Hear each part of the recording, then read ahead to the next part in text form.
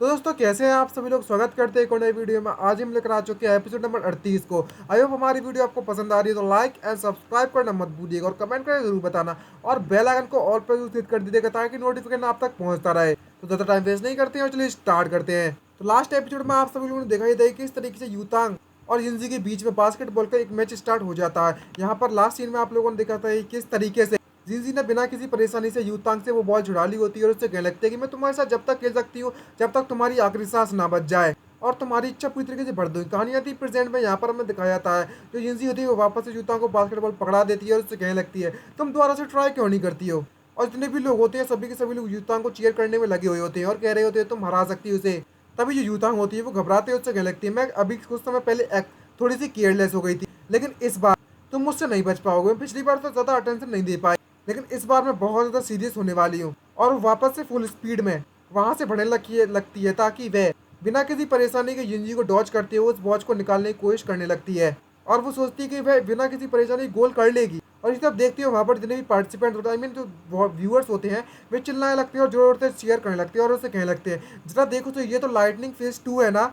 और एक लड़का कहने लगता है जरा देखो सही ये यूतांग है वो और भी तो फास्ट हो गई पहले के मुकाबले में। और वो वापस से बॉल उठाकर गोल करने वाली है लेकिन तभी उसके पीछे से एक परछाई निकलती है और हमें दिखाया जाता है ये जिंजी होती है वो इतना हाई उचकती है, हाई जंप मारती है कि जो बॉल बास्केट की तरफ जा ही रही होती है वो बिना किसी परेशानी के जिंजी उस बॉल को पकड़ लेती है। ये देखकर यूतांग भी सरप्राइज होती है और जिंजी उस बॉल को वापस से नीचे ले आती है। और ये सब देखने के बाद जो यूतांग होती है वो कह लगती है आखिरकार ये पॉसिबल कैसे हो सकता है। और दोनों के दोनों जंप कर नीचे आ जाते हैं।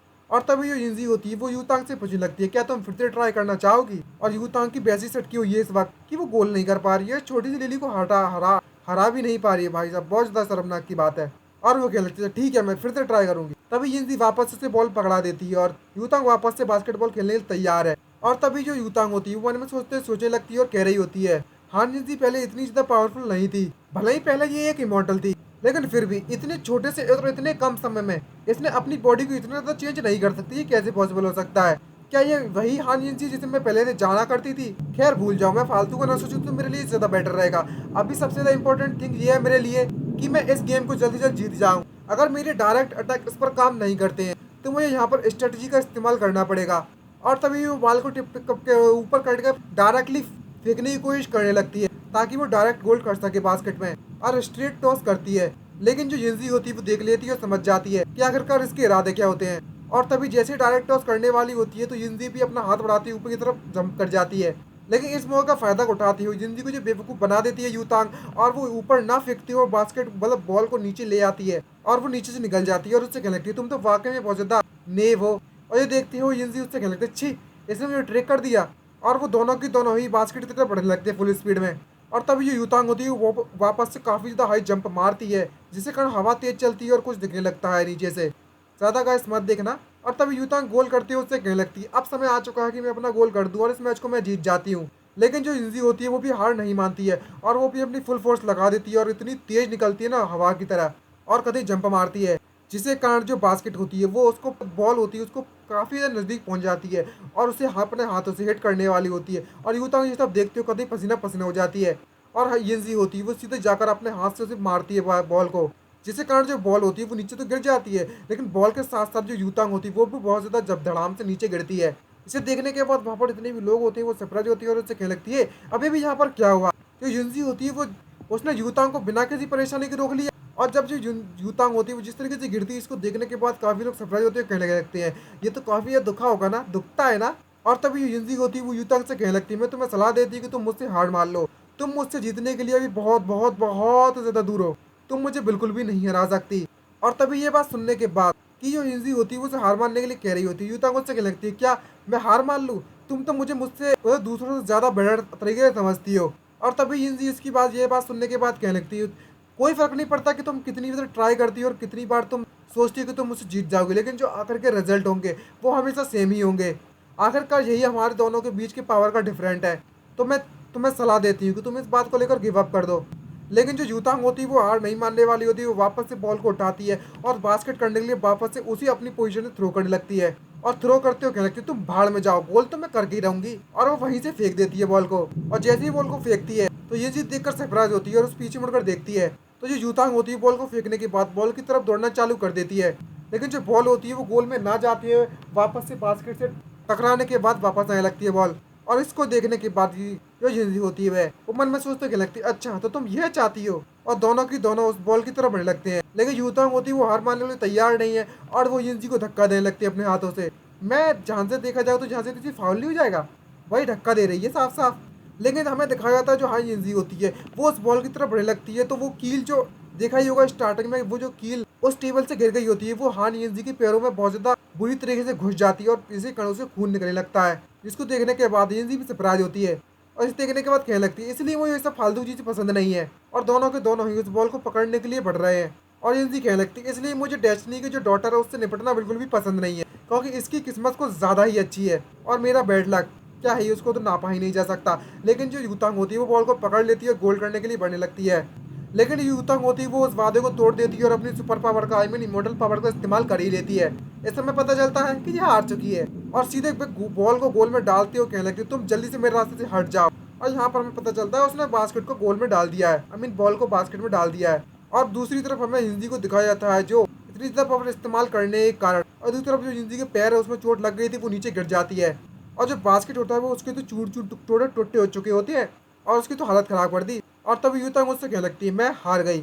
और तभी इंजी को दिखाया जाता है यहाँ पर काफी ज्यादा कांच के टुकड़े पड़े हुए होते हैं, जिसके कारण इंजी को काफी ज्यादा चोट लगती है और पीठ में भी उसके घुस जाते हैं। ओ माय गॉड, ये तो वाकई में बहुत ज्यादा पेनफुल रहा होगा। तभी इतने भी लोग होते हैं वो इंजी की तरफ बढ़ने लगते हैं और उससे कहने लगते हैं, हे हाँ इंजी, क्या तुम ठीक हो, क्या तुम ठीक हो, मैं तुम्हें जल्दी से नर्स की तरफ ले जाती हूँ, इन्फॉर्मेशन जाना होगा, तुम्हें चोट लगी है बहुत ज्यादा बुरी तरीके से। लेकिन जो इंजी होती है वो डायरेक्टली उनसे मना कर देती है बिना किसी फेशियल एक्सप्रेशन के साथ और उससे कहने लगती है, मैं बिल्कुल ठीक हूँ, मुझे बस थोड़ी सी खाना चाहिए। भाई देख ले, पीठ में इतने ज्यादा कांच के टुकड़े घुस चुके हैं, इतने में तो भाई कोई बौखला जाएगा, मैं तो बौखला जाऊं।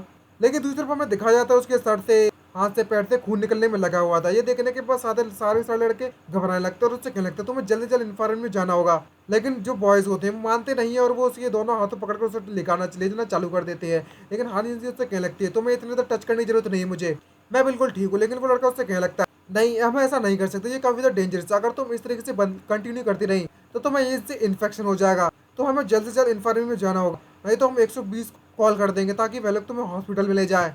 और तब वही इस बात को याद करती है जब उसकी रीढ़ की हड्डी तोड़ दी गई थी लिम्बो के द्वारा, और जिस तरीके से उसे हॉस्पिटल ले जाया गया था लिटाकर, वो शर्मिंदगी का जो मूवमेंट था उसे याद करना नहीं चाहती, बहुत ज्यादा एम्ब्रेसिंग भरा मूवमेंट था वह। और वो इस बात को लेकर एग्री हो जाती है और वो वापस से जाने लगती है इन्फॉर्मेशन की तरफ।